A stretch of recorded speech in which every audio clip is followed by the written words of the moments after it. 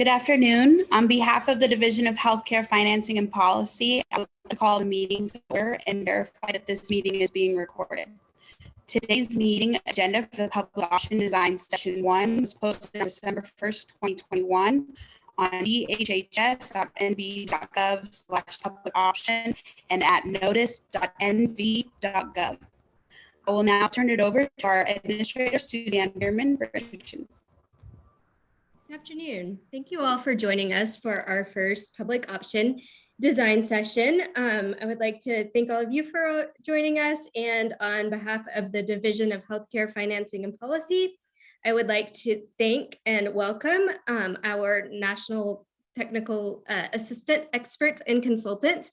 We have representatives from Manat Health, which is a leading health policy consulting firm, Milliman, which is a large national actuary, and Aurora Health Policy Consulting. And in particular, I wanted to welcome and introduce Stacy Weeks from Aurora Health, as well as Ann Carl from Manat, who will be helping with today's presentation. I would also like to thank our colleagues from the Division of Insurance and from the Exchange, as well as say a special thank you to Senate Majority Leader Nicole Cannizzaro and the Policy Advisor for the Governor's Office, Dwayne Young, for joining us today. So really happy to get this process underway, and the purpose of today's meeting is to present on the Public Option Health Benefit Plan and its implementation process. The presentation here today will outline key provisions related to the actuarial study, as well as the law's broader goals. Presentation will also provide information on the stakeholder engagement process, including additional opportunities for public engagement and input. This is the first of 6 public sessions informing the design of the Public Option Health Benefit Plan. And with that, I would like to hand this over to Emma for Manat for some additional housekeeping details related to today's webinar. Thank you so much. Thank you, Suzanne. Next slide, please. There are a few ways that attendees may participate today. First, participants may submit written comments and questions through the Q&A box, and all comments will be recorded and reviewed by the state. Participants may also submit comments and questions to nvpublicoption@dhhs.nv.gov. At designated times, spoken comment will be permitted.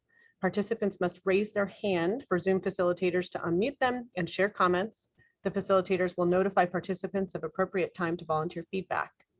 If you logged in via phone only, press *9 on your phone to raise your hand, listen for your phone number to be called, and if selected to share your comment, please ensure you are unmuted on your phone by pressing *6. If you logged in via the Zoom interface, press raise hand in the reactions button, and if selected to share your comment, you will receive a request to unmute. Please ensure you accept before speaking. Next slide. Public comment will be taken during the meeting at designated times and will be limited to the total amount of time allocated. Individuals will be called on in the order in which their hands were raised and will be given 3 minutes. Please state your name and organizational affiliation when you begin.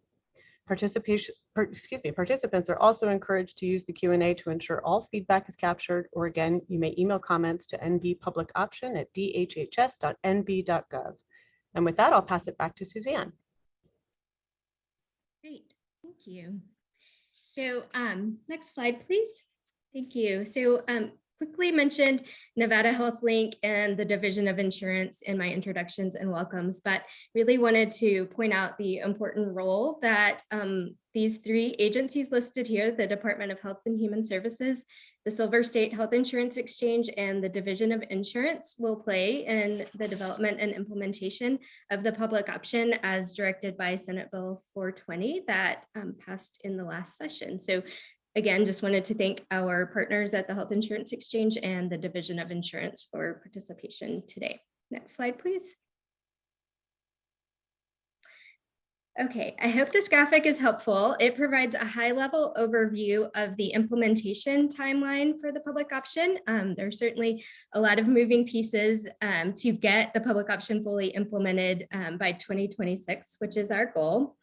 So this here just kind of outlines the phases in getting all of the work that is needed done to get us to that phase.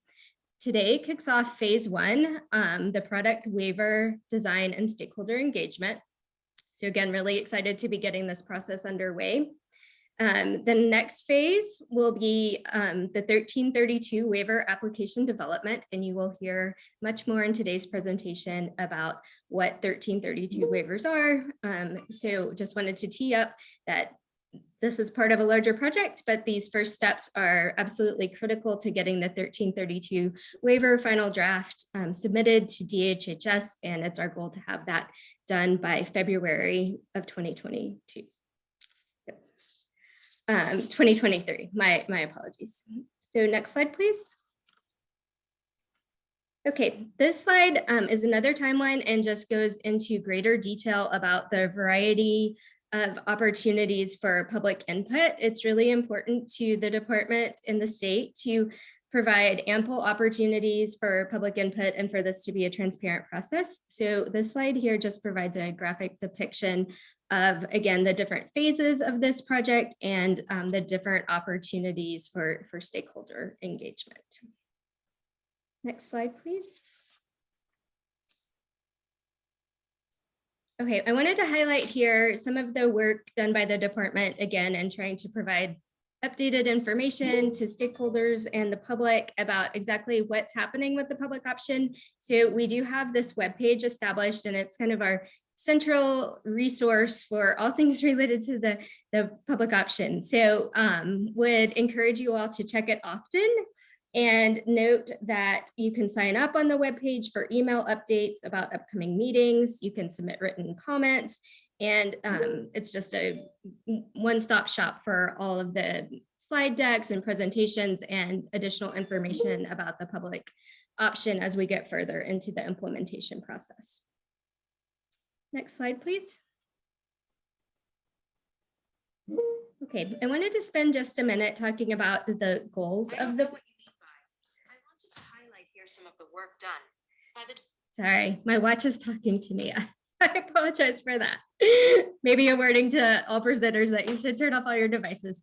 Siri didn't understand, but I will try again. The goals of the Nevada public option are outlined here, and those include leveraging state purchasing power to lower premiums and costs for healthcare for all Nevadans, improving access and reducing disparities related to quality of care and outcomes for historically marginalized communities, increasing competition in the individual health insurance rating areas to improve the availability of coverage for rural Nevadans, and finally to promote value-based healthcare financing. So just a really high-level overview of the goals of the public option as outlined in SB 420, and just wanted to provide that overview before going to the next slide,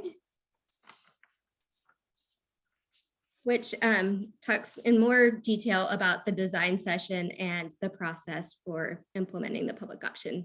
So as I mentioned previously, the state will be holding 6 design sessions, which are really intended to provide opportunities for feedback from the public.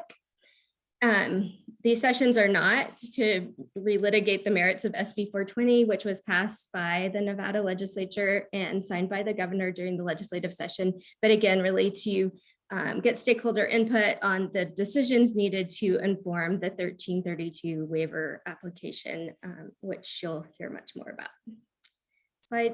Next slide, please. Okay, so this is additional information about the upcoming design sessions and the topics. So as you can see here, and as I mentioned before, we will be holding 6 design sessions between now and the end of January. They will focus on a variety of topics important to the design of the waiver, the actuarial analysis, and the public option products that will ultimately be sold to consumers in 2026. This information is also available online, and we encourage you to submit written comments if you have interest in a particular topic here and are unable to attend a meeting. So again, just a high-level overview of the topics that will be covered in the next series of design sessions. So thank you. And with that, I will hand it over to Stacey Weeks. Thank you, Suzanne. Next slide. I just also wanted to mention real quick that I know Senator Cannizzaro is on this call as well. And so I will open it up at some point here in a second to let her chime in on these slides as we walk through. I know many of you are very familiar with the coverage challenges in Nevada. The state has made significant strides in reducing the number of residents without health insurance, but as you guys know, many people still struggle to find health insurance. Most recent data shows that Nevada is ranking 12th for the highest uninsured rate. So it has improved slightly in the last year, which is good news, but there's still a lot of work to be done. The uninsured population is primarily individuals and families with modest incomes, with 83% of uninsured people falling below 400% of the federal poverty line. The state's uninsured population is also disproportionately people of color, with nearly 22% of Hispanics uninsured today versus 9% of white Nevadans. And even when we look at not just the uninsured, when you look at the underinsured, some still struggle to also afford healthcare once they are able to access it, especially those living in rural areas in the state. On Nevada HealthLink, premiums are below the national average, but deductibles are high relative to neighboring states. Next slide. So let's go through the public option bill in one slide, which is kind of amazing. This bill was passed last session in 2021. It was signed into law shortly thereafter. The bill requires explicitly that the director of the Department of Health and Human Services, in consultation with the Commissioner of Insurance and the Executive Director of the Exchange, to design, establish, and operate a public option health benefit plan in its non-group markets. All public option products are to satisfy the state and federal standards required by insurance products sold in the Nevada HealthLink and under state law for health insurance. This means low and middle income consumers qualifying for federal premium subsidies under the ACA could apply their premium subsidies to this new product if they purchase it through the exchange. I just wanted to note here that products can and are supposed to also be sold off the exchange, but the ACA premium subsidies would not apply like other products off the exchange that are sold to consumers. The new law allows Nevada to require all health insurers that want to continue to participate in the state's Medicaid managed care program to submit a good faith bid, to also contract with the state to offer and administer products for the public option. The state may also invite non-Medicaid insurers to submit bids. The director of DHHS is supposed to oversee the bidding process and use a statewide competitive procurement in conjunction with the state's next procurement process for Medicaid managed care. The purpose of this requirement is to align purchasing incentives and to leverage existing provider networks across these programs. The product is also intended to be offered statewide. State contracted health insurers for the public option will be required to pay providers in-network reimbursement rates that are at least comparable to or better than Medicare rates for covered services. There are some provisions in the bill that are specific to federally qualified health centers, rural hospitals, certified community behavioral health centers, and they receive special floors for their rates that are tied to cost-based payment structures. And so if you want to look at those, they're in Senate File 420. And also I just wanted to note that the actual target date for launching this public option is January 1, 2026. I was going to ask Senator Cannizzaro if she wanted to add anything to this slide or any comments. Thank you, Stacy, and thank you, Suzanne, for bringing everybody together and for everyone on this call. I think it's so great that we're having these design sessions so that we can both discuss what it is that Senate Bill 420 is intended to get at. The one thing that I guess I would add from the previous slide with respect to the coverage difficulties, and one of the things that certainly struck out to me and for everyone who's been following this bill since the legislative session, was that Nevada is really in a unique place because we are one of the states that actually did increase our availability of Medicaid and did expansion there, but still have sort of perpetually static and high uninsured rates. And so I think that was something that I would just add with respect to the coverage challenges in the state. And I too am really pleased to see that you were able to kind of get, I think, what are the salient points of Senate Bill 420 onto one slide, considering that there was a lot of work that went into that. And it's cool to kind of see it just on one slide here, but I think you've sort of hit all of the main points. Obviously, with the change in the legislation that we made during the session to have the launch date for January 1st of 2026, I'm hopeful that that builds in the time to really dig in and create a system that is going to accomplish all of these goals and provide some good coverage for those who are uninsured or underinsured. And so obviously, grateful to be here and excited to see this first design session get up and running. So thanks. Thank you, Senator. Next slide. Okay, I'm going to turn it over to Anne at Minute Health. Hi there. So as we have indicated, there's going to be an actuarial analysis that's required under SB 420. And there are key points that are required as part of the 1332 waiver for that actuarial analysis. A lot of what the actuarial analysis for the 1332 waiver indicates is it has to deal with the statutory guardrails, which we'll talk about in a second when we get more into detail on exactly what the scope of a 1332 waiver is, what it can be waived, and what you need to do to qualify, a state needs to do to qualify for that. So the actuarial assessment needs to be completed before the waiver application is submitted. And that is, of course, because it's a requirement that it be part of the application itself, and also that we have, that it will be released as part of public comment. That actuarial assessment is going to include an analysis of the likely effect on premiums for health insurance. Again, that's part of the sort of core of 1332 to sort of say what the impact on affordability would be. And then additionally, SB 420 requires that the analysis give special attention to the effects of the provider participation requirement.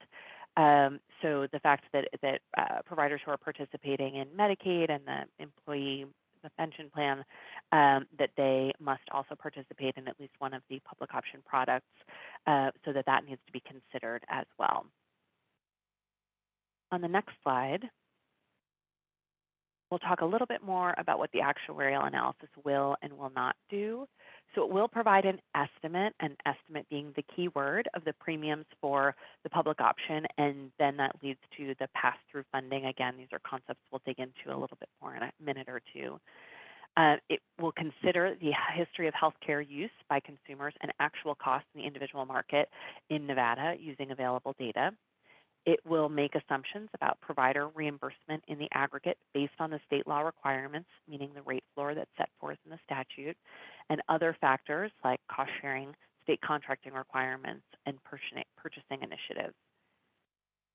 It will consider, as we just discussed, the effect of the provider participation requirement on market premiums compared to if there was no provider participation requirement.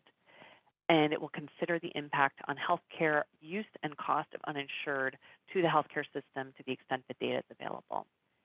The actuarial analysis will not provide the actual premiums to be paid by consumers in 2026 for the purchase of the public option product. It'll be estimates only. It will not provide a full market analysis of the financial viability of providers within the public option products. It will not provide specific information about provider reimbursement rates by type or by region, and it won't assume any future changes to the market that have not yet been enacted by the state legislature or Congress, whoever is the appropriate legislative body, or generally that are unknown at this time or too difficult to estimate because of inadequate data. So we recognize that particularly with respect to Congress, things are moving quickly, and there may be changes throughout, over the next year as this work is underway, that of course that would be taken into account, but only things that are actually enacted. Anyone, Fritz or Michael from the Milliman team, anything you'd like to add on the actuarial analysis?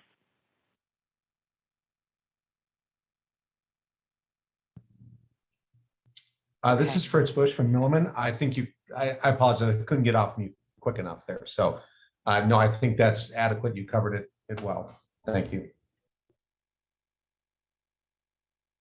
Okay, so now moving on to talk more about 1332.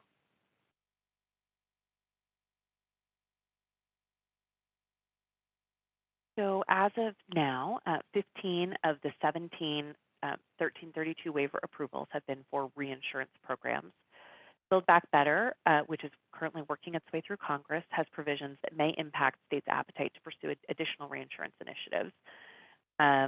We note here that Hawaii, in addition, is one of the 2 states that has something beyond a reinsurance initiative. It waives the Small Business Health Options Program. And Georgia had a waiver approved in November of 2020 that allowed the state to eliminate enrollment through the public marketplace and rely exclusively on private enrollment pathways. It's unclear what the future of that waiver may be in light of the change of administration, because CMS has announced that new 60-day public comment period on that waiver. Colorado is in process of amending its reinsurance 1332 waiver to include a public option as well, which we'll talk a little bit more about its public option in a bit.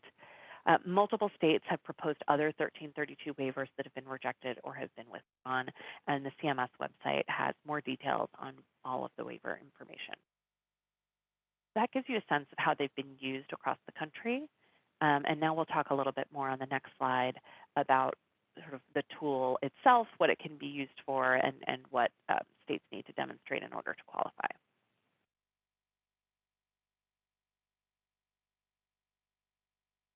So 1332 waivers give the state the ability to capture savings that would otherwise accrue to the federal government. So to the extent that the public option generates savings or lowers premium costs, that would in turn lower the benchmark premium or lower the value of the tax credits, such that now providing the tax credits in the state is less expensive to the federal government. By using a 1332 waiver, the state can actually capture those savings and can reinvest them in affordability programs. That recaptured savings is known as pass-through federal funding.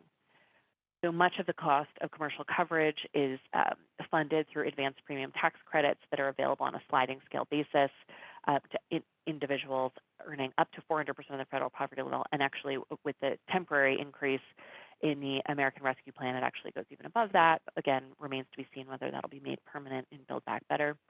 The premium tax credits are calculated based on the price of the benchmark plan, which is the second lowest cost silver plan available in the marketplace. And the public option could, again, bring down the price of the benchmark plan, which would then bring down the cost of the tax credits, and those savings through a 1332 waiver can be refunded to the state. As we note here, SB 420 requires that those funds be used only for administering the public option and other healthcare affordability issues. Limited what those dollars can be used for. The next slide.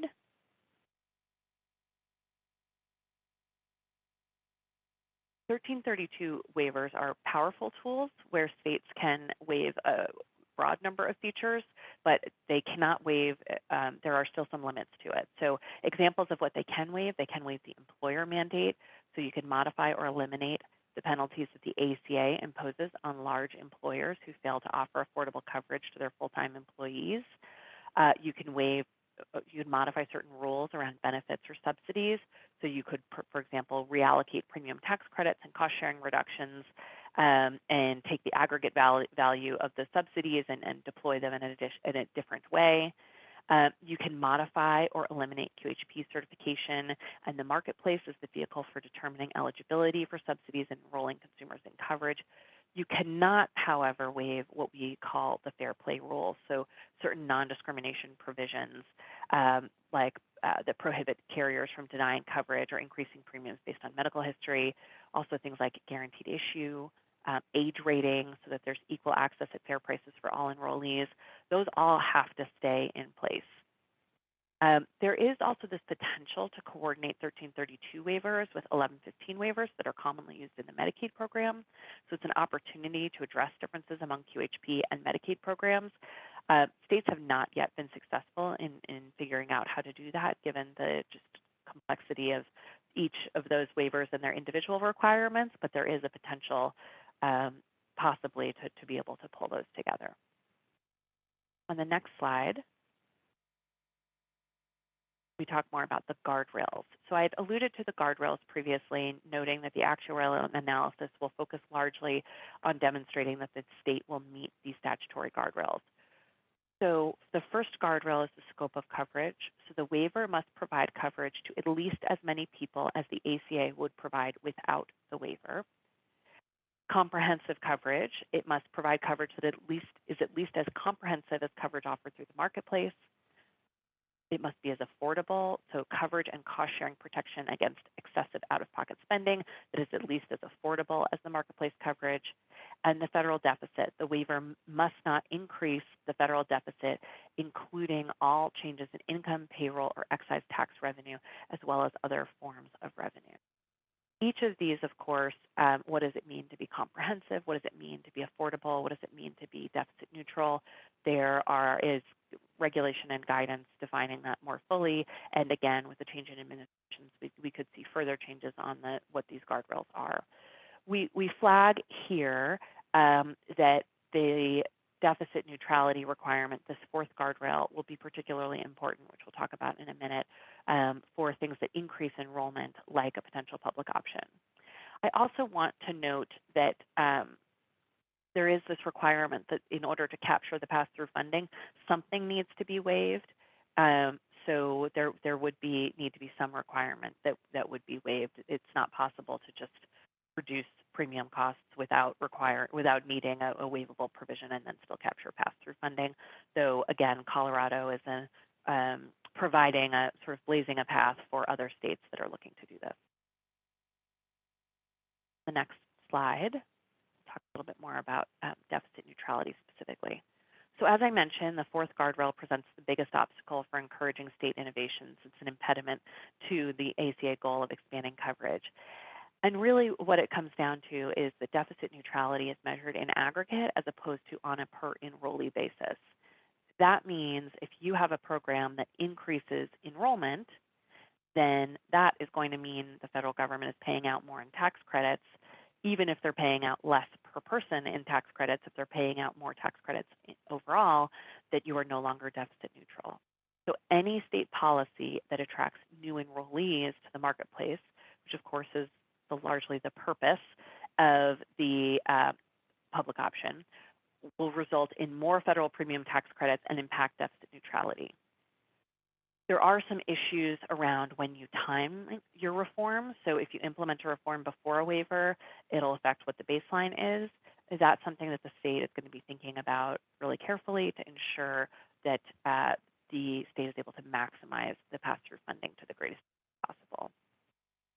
I will note, again, I've referenced Colorado on a few occasions, but again, it provides a really good model for us to be thinking about as we look to what the flexibilities of a 1332 waiver could be for a public option. So they require, Colorado's public option requires carriers to offer a standardized healthcare plan and to achieve annual premium reductions.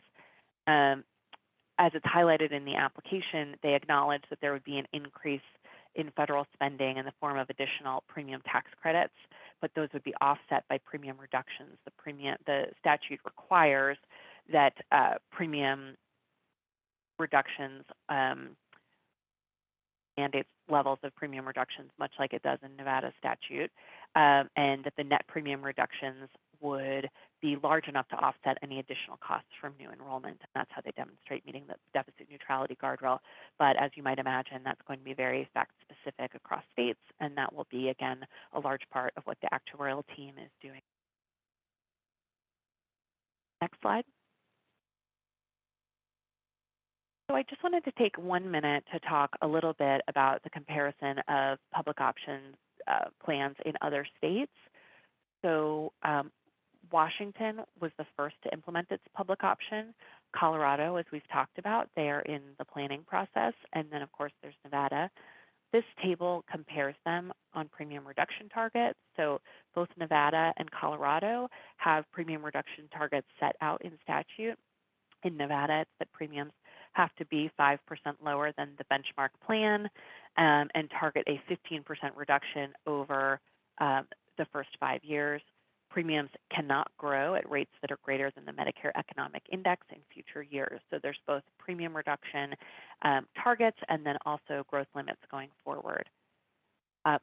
Contrast that with Washington, which did not include a premium reduction target, and as a result, their Cascade Care Plan, which is the name for their public option, actually saw premiums slightly higher than the marketplace average, potentially due to their lower deductible limits. So because the public option was actually more expensive than some other plans, it didn't have the same uptake that the state was likely interested in option. Colorado also has increasing premium reductions. So premium reductions compared to a baseline of 5, 10, and 15% in each year. They also include standard plan designs and state subsidies under one single 1330. The states also each take different approaches to provider payments. Nevada imposes a rate floor, saying that rates must be in aggregate comparable to or better than Medicare reimbursement rates. Washington has some rate caps, of a cap of 160% of Medicare for some providers, with reimbursement floors for primary care providers and critical access hospitals.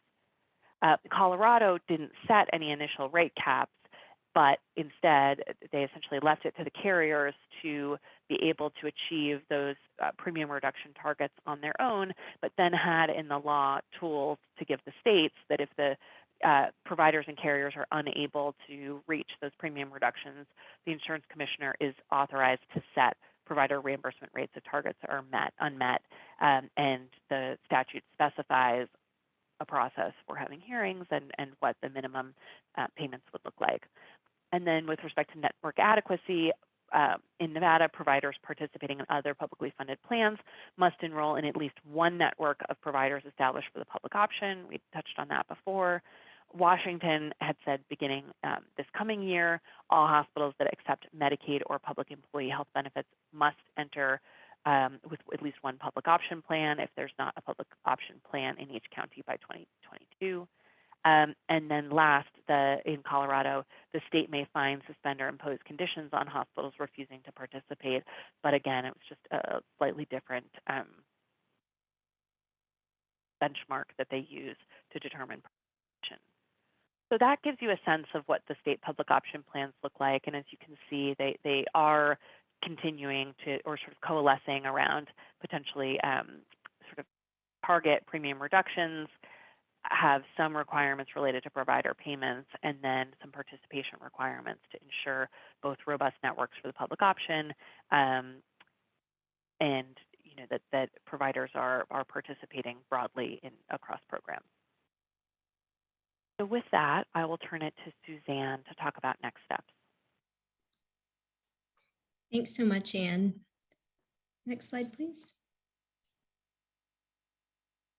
Great.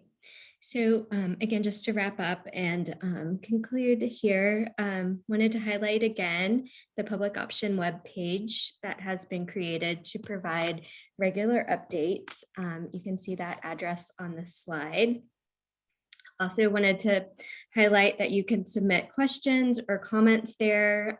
We do intend to create a frequently asked questions document. So if you send those in to that website or that email address, we will take it from there. That's also where you can submit any public comments that you have. Wanted to highlight the next design session will be held on December 22nd from 2 to 3. The purpose and goal of session 2 is to receive stakeholder feedback on product design and priorities for the public option in the individual and possibly small group market. The law SB 420 did contemplate including the small group market. So we are interested in feedback related to both the individual and small group markets. For further meetings, the design topics that we'll be going through are listed here, and those include affordability, both cost sharing and premiums, a discussion around rate setting, provider contracting, also interested in value-based payment and cost containment, also a discussion around benefits, strategies to strengthen the marketplace, and licensure and oversight. So we have a lot packed into these next design sessions. And again, just really want to thank you for participation today and encourage you to return for the next 5 design sessions.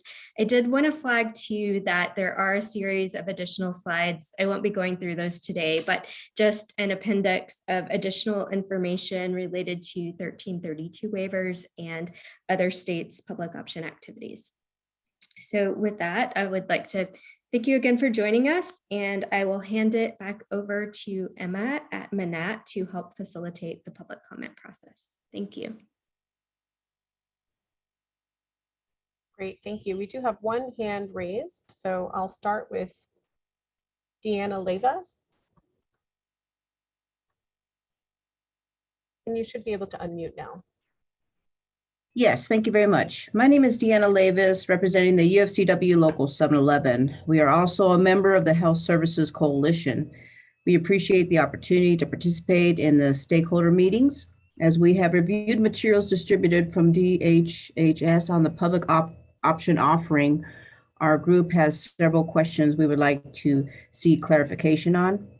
And one of them is our group has specific concerns on the current access to providers in the community, and if an impact study has been done or is being done to determine the utilization impact that increased utilization at a lower reimbursement will create.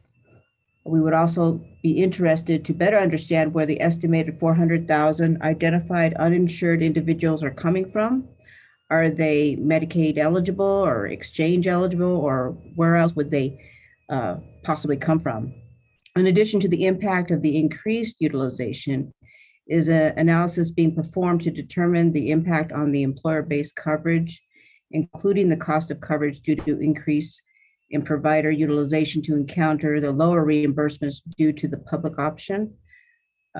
We appreciate your time in carefully developing a program and hope to continue to be able to participate and work together on this. I jumped in kind of late on the call, so I apologize if some of these have been answered.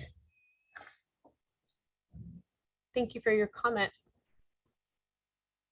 We will go to our next raised hand, Annette Magnus. You have 3 minutes, and if you would state your organization and title, thank you.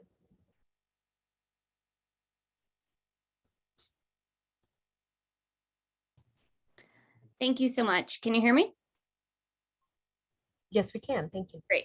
For the record, my name is Annette Magnus, and I'm the Executive Director of Battleborn Progress.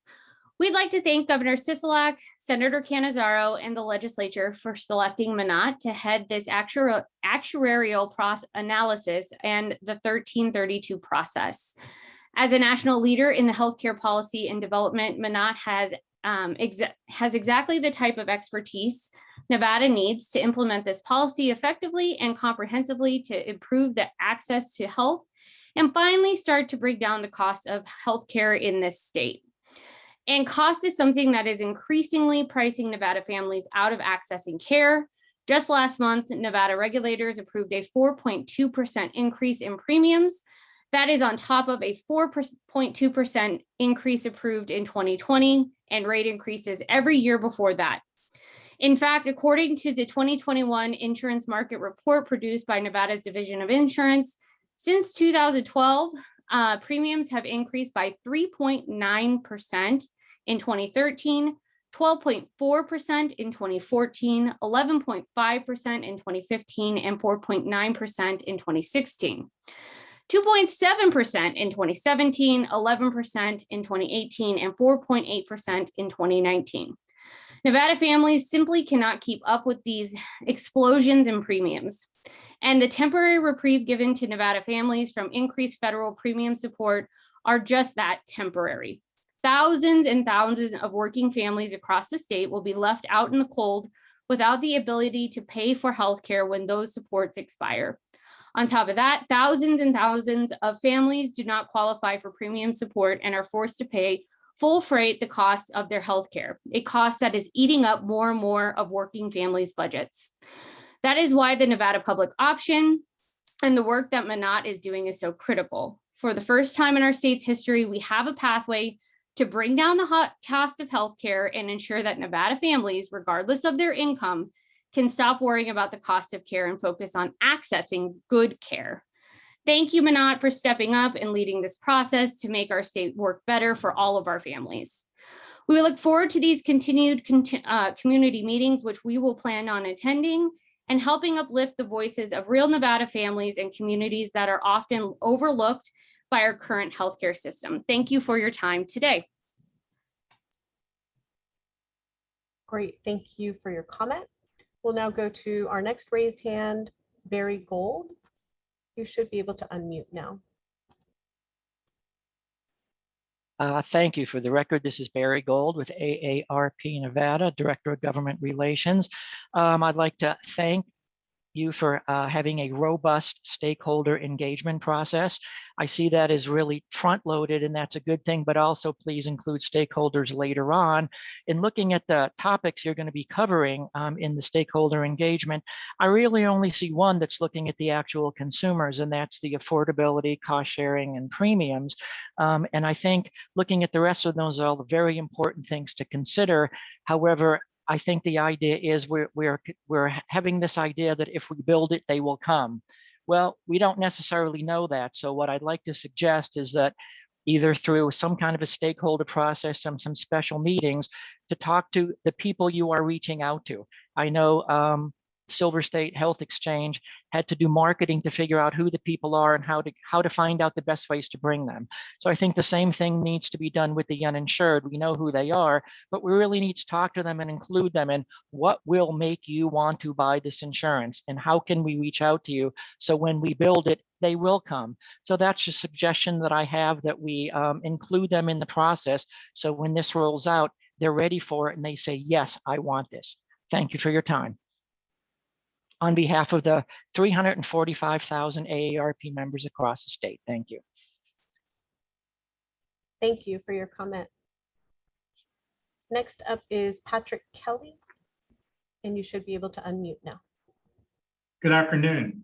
My name is Patrick Kelly. I'm the CEO of the Nevada Hospital Association. Thank you for scheduling several meetings to discuss this important issue. Our members look forward to sharing our perspective and expertise and working toward a solution that provides greater access to Nevadans. In building any program, it's important to begin with a solid foundation. Unfortunately, our healthcare delivery system is shaky. Our state has a severe nursing shortage and an insufficient number of physicians. These problems existed before the pandemic, but have worsened with time. Providing citizens with new health insurance options is wonderful, but it will be meaningless unless we have the healthcare providers to care for them. As we work to develop the public option, let's also work together to shore up the foundation of our healthcare delivery system. Thank you. Thank you for your comment. Terrence McAllister, you should be able to unmute now. Thank you for the opportunity to address this committee. My name is Dr. Terrence McAllister. I'm a board certified pediatrician and a fellow of the American Academy of Pediatrics. I've been practicing in Las Vegas since early 2018. And prior to that, I was in private practice in Massachusetts for 10 years.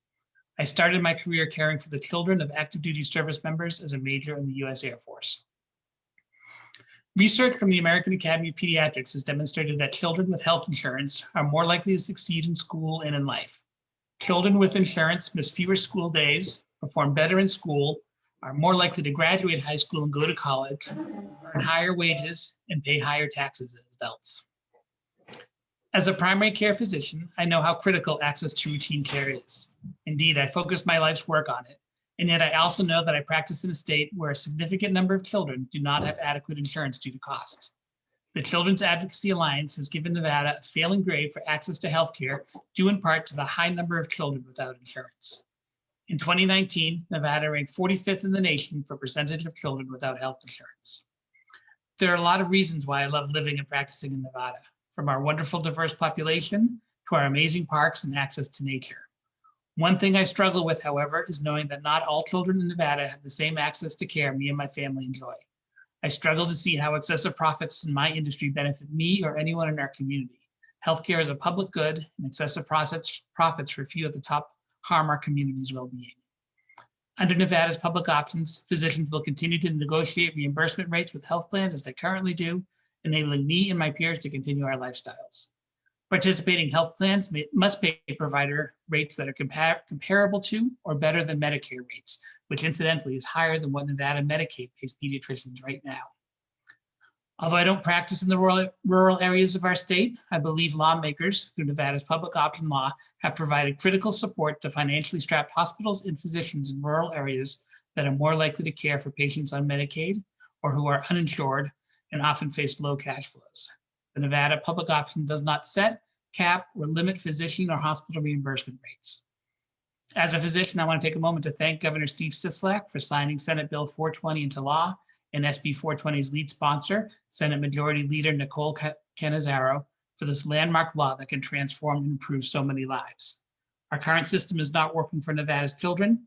I believe Nevada's new healthcare public option law will help reduce costs for children and their parents across the state. I believe the public option can help families save on premiums and out-of-pocket costs by leveraging Nevada's purchasing power to regulate lower costs of care. And I believe that this new law will not significantly harm me, my peers, or my family. Thank you for this opportunity. Thank you for your comment. Next up, we have B. Bond. You should be able to unmute now. Good afternoon. Can you hear me? Yes, we can. Thank you. Great. Thank you. For the record, my name is Bobette Bond. I am the Policy Director for the Culinary Health Fund and the Chair of the Health Services Coalition. Thank you very much for the stakeholder opportunity. We appreciate the ability to come and talk about our issues and that you created it. We have some specific issues we want to add to this design process as you move forward. So we appreciate that you put next session agenda items out for us. We'll provide a letter requesting the specific information that we would like added to the state plan for analyzing the impact of SB 420. Those specific issues are related to the target population for the public option, who that really is, and then the quality and impact on employer-based coverage that's currently providing affordable care in the state to then tens of thousands of Nevadas now, including 120,000 culinary people and 200,000 more covered by our other coalition members. So we would like some questions answered, and we'll put those in writing.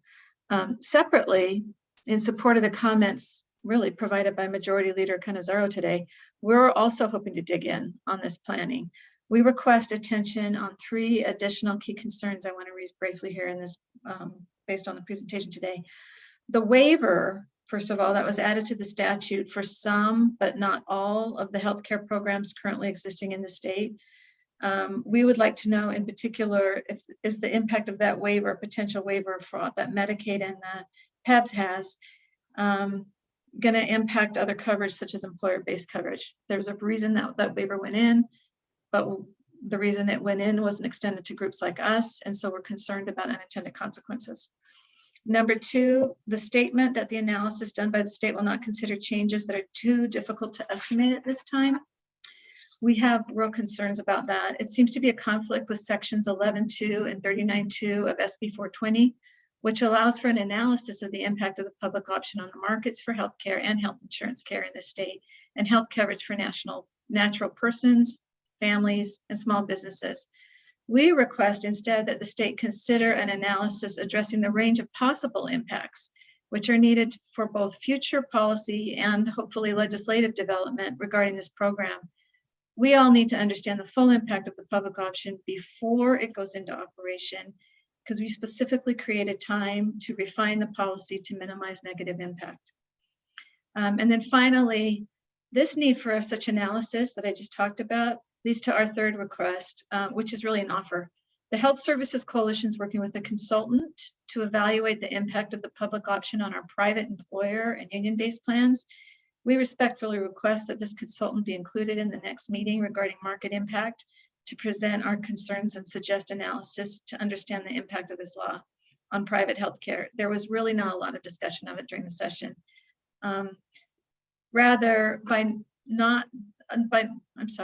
Rather than just not doing it at all, we request the work with the state, and we want to help to find this needed information to help identify what can be added to the program for potential depletion of our plans. And thank you. Thank you for your comment. The last hand that I see up at the moment is Quentin Savoy. I will go ahead and give you permission to speak if you can unmute. Cool. Can you hear me? Yes, we can. Thank you. Fantastic. Thank you all so much for hosting this meeting and subsequent meetings for stakeholders regarding the public option. My name for the record is Quentin Savoy, and I am with Make It Work Nevada, where we organize Black women and Black families around economic justice issues, racial justice, and reproductive justice. Make It Work Nevada and communities across the state are excited about this opportunity to strengthen access to healthcare, bring down costs, and save lives. We want to encourage Manat to focus on the healthcare providers that serve our communities, those that are most often overlooked in discussions on access and healthcare coverage. The families we work alongside are the ones that face the costs of our chronically underfunded healthcare structure. We should not be faced with a healthcare system where the only recourse to diabetes, heart disease, or cancer is to wait until you are at the brink of death to be seen in the emergency room. Our national culture of undervaluing the lives of all Nevadans is immoral, and this legislation will go a long way to turn that tide. Additionally, we'd like to emphasize the need for the public option to provide a statewide provider network.